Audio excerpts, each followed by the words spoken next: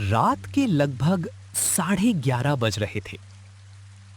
आसमान पर काले बादलों ने पूरी तरह कब्जा कर लिया था। बीच बीच में बिजली चमक रही थी और उसकी सफेद रोशनी कुछ पल के लिए पूरे रेलवे स्टेशन को रोशन कर देती थी। अगले ही पल फिर वही घना अंधेरा लौट आता। बारिश अभी हल्की थी, लेकिन ऐसा लग रहा था जैसे कुछ ही देर में तेज तूफान आने वाला हो। प्लेटफॉर्म पर एक दो लोग ही अपनी ट्रेन का इंतजार कर रहे थे। बाकी पूरा स्टेशन लगभग सुनसान पड़ा था। लाउडस्पीकर से बार बार ट्रेनों की आवाजाही की घोषणाएं सुनाई दे रही थीं। यात्रियों कृपया ध्यान दें, प्लेटफॉर्म नंबर 3 पर आने वाली गाड़ी कुछ ही क्षणों में प्रस्थान करेगी। कृपया सभी यात्री अपने अपने डिब्बों में बैठ जाएं। धन्यवाद। कहीं दूर कोई चाय वाला अपनी दुकान समेट रहा था, तो कोई कुली आखिरी बार किसी यात्री का सामान उठाकर बाहर की ओर जा रहा था। ऐसे माहौल में लगभग 28 साल का एक युवक, जिसका नाम रोहित था, अपने कंधे पर बैग लटकाए प्लेटफॉर्म नंबर 3 पर खड़ा था। उसके चेहरे पर थकान भी थी और हल्की सी घबराहट भी। रोहित को अगले दिन सुबह एक जरूरी इंटरव्यू में पहुंचना था। उसने पूरे दिन कोशिश की थी कि किसी तरह दिन की ट्रेन में टिकट मिल जाए, लेकिन हर ट्रेन फुल थी।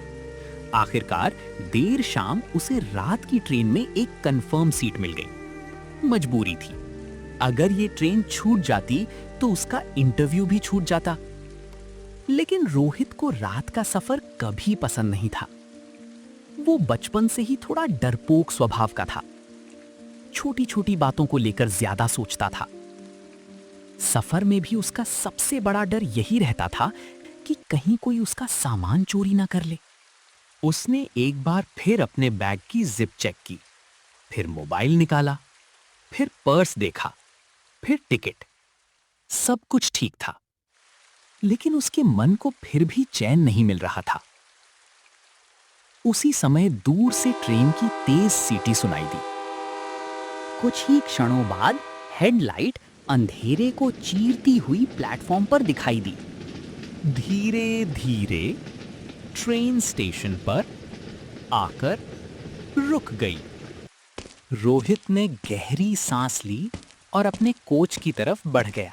उसने सीट नंबर दोबारा देखा, कोच नंबर भी मिल गया और फिर वो धीरे धीरे अंदर चढ़ गया।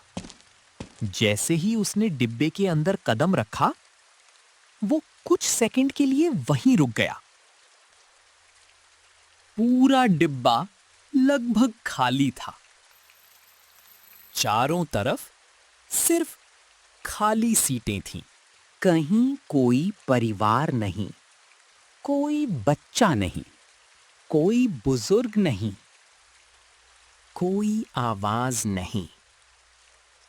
सिर्फ ट्रेन के इंजन की हल्की कंपन और बाहर गिरती बारिश की आवाज।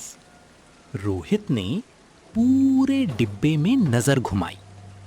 तभी उसकी नजर सामने वाली सीट पर पड़े एक पुराने भूरे रंग के बैग पर जाकर टिक गई।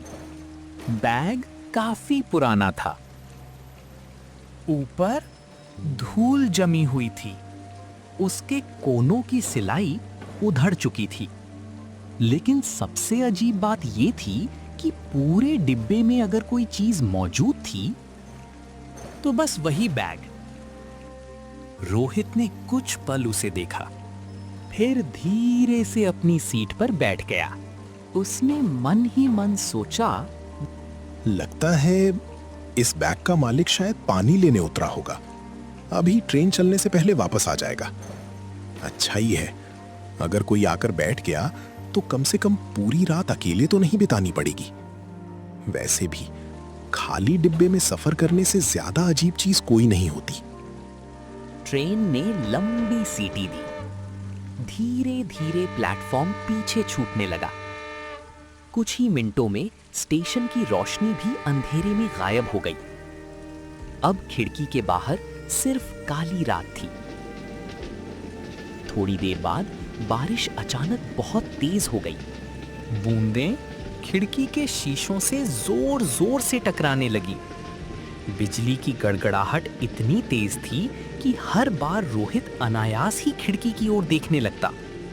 उसने बैग नीचे रखा और मोबाइल निकालकर नेटवर्क देखने लगा, लेकिन स्क्रीन पर सिर्फ एक ही लाइन दिखाई दे रही थी।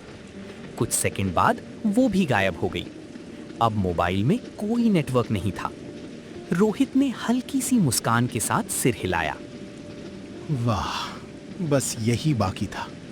पहले खाली डिब्बा, फिर इतनी तेज बारिश, और अब मोबाइल में भी नेटवर्क नहीं। अगर अभी कुछ हो जाए तो किसी को फोन भी नहीं कर सकता। यार रोहित, तू भी ना हर बात में डर ढूंढ लेता है।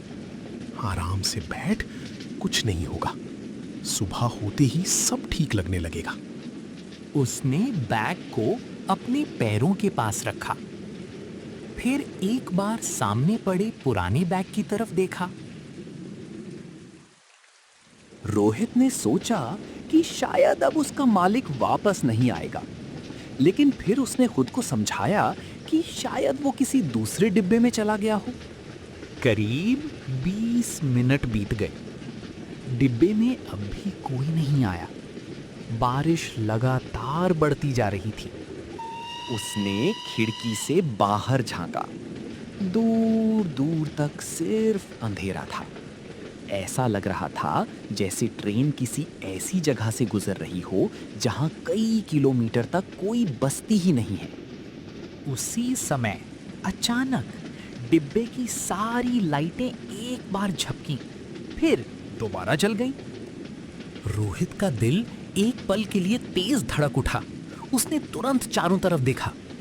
सब कुछ पहले जैसा था, लेकिन सामने रखा वो पुराना बैग अब उसे पहले से थोड़ा अपनी सीट के और करीब दिखाई दे रहा था। रोहित ने कुछ सेकंड तक उसे घूर कर देखा, फिर धीरे धीरे अपनी सीट से उठा। उसने 2 कदम आगे बढ़ाए। अब उसके और उस बैग के बीच सिर्फ एक हाथ का फासला था। उसने कांपते हाथ से बैग को छूने के लिए अपना हाथ आगे बढ़ाया, और तभी पूरा डिब्बा एक जोरदार बिजली की चमक से सफेद रोशनी में नहा गया। और उसी पल उसे साफ महसूस हुआ जैसे उसके ठीक पीछे कोई बहुत धीमी आवाज में बोला हो, बेटा, किसी और का सामान बिना पूछे नहीं छूते। रोहित का हाथ वहीं रुक गया। उसके शरीर में जैसे करंट दौड़ गया। वो धीरे धीरे पलटने लगा, और यहीं से उस रात का असली सफर शुरू हुआ।